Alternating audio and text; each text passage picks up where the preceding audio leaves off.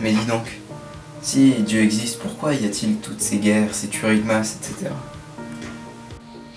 C'est vrai ça, si Dieu existe vraiment, pourquoi tous ces crimes? Pourquoi toutes ces atrocités? Pourquoi toutes ces guerres? Pourquoi toutes ces catastrophes? C'est une question qu'on se pose, qu'on entend très souvent. Alors, la présence de la souffrance, du mal et de l'injustice dans le monde ne peut être comprise que si l'on tient compte de tout ce que la Bible nous apprend.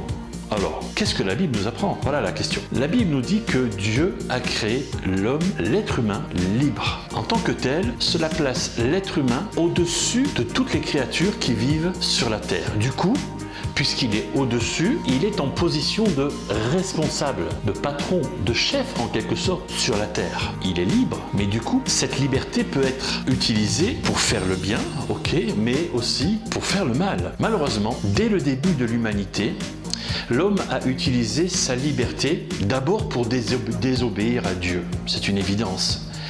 Et puis, il va se laisser attirer par le mal, dominé par la méchanceté, par la haine, par la violence, par la destruction. On le voit tout au long de l'histoire des hommes. Malgré tout, Dieu respecte la liberté humaine, notre liberté, ma liberté, ta liberté. Il pourrait intervenir, hein. Il pourrait intervenir pour empêcher les hommes de faire la guerre, il pourrait intervenir pour les empêcher de tuer, de voler, de mentir, pour empêcher les enfants d'être méchants ou désobéissants, mais Dieu ne le fait pas.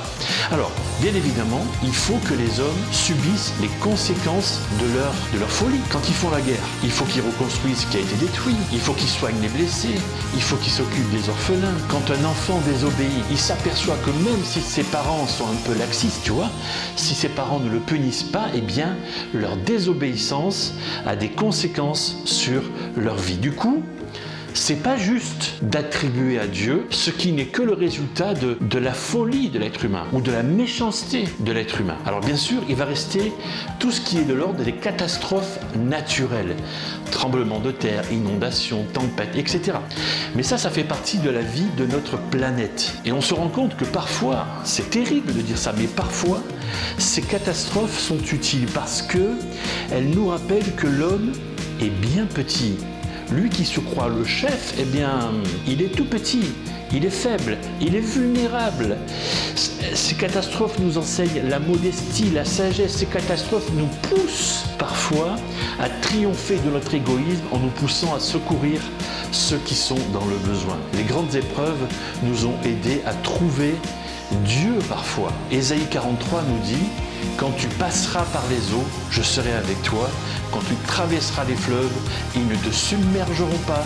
Quand tu marcheras dans le feu, il ne te fera pas de mal et tu ne seras pas brûlé. » Waouh! Romains 8, que dire de plus? Si Dieu est pour nous, qui se lèvera contre nous? Un peu plus loin, dans tout cela, nous sommes plus que vainqueurs par celui qui nous a aimés. J'en ai l'absolue certitude. Ni la mort, ni la vie, ni les anges, ni les dominations, ni le présent, ni l'avenir, etc. Rien ne pourra nous arracher de l'amour que Dieu nous a témoigné en Jésus-Christ, notre Seigneur. Dieu est le Tout-Puissant, même quand tous les éléments se déchaînent. Toi et moi, on ne peut pas empêcher les guerres, mais on peut être un élément de paix et de réconciliation là où on se trouve. Tu ne peux pas empêcher la violence et l'injustice, mais tu peux refuser de te laisser entraîner par elle. Tu ne peux pas ôter toute la misère du monde, mais tu peux soulager la détresse qui se trouve peut-être juste à côté de toi. Deutéronome 15 nous dit, en fait, il y aura toujours des nécessiteux dans le pays, c'est pourquoi je t'ordonne d'ouvrir tout au grand ta main à ton compatriote, aux malheureux et aux pauvres dans ton pays. C'est un très vieux texte. Donc ne te lamente pas sur le malheur, sur le mal, mais fais tout ce que tu peux pour soulager tout ce qui en sont les victimes. Voilà ce qu'on peut dire sur le mal et la souffrance. Alors, si tu as entre 8 ans et 16 ans et que tu te poses des questions sur Dieu, sur Jésus, sur la Bible, n'hésite pas à t'inscrire au concours biblique. L'adresse est ici, c'est gratuit, c'est à ton rythme. Et puis, à bientôt pour une autre vidéo. Prends soin de toi, prends soin de ceux qui te sont chers et n'oublie pas, Dieu t'aime. Salut!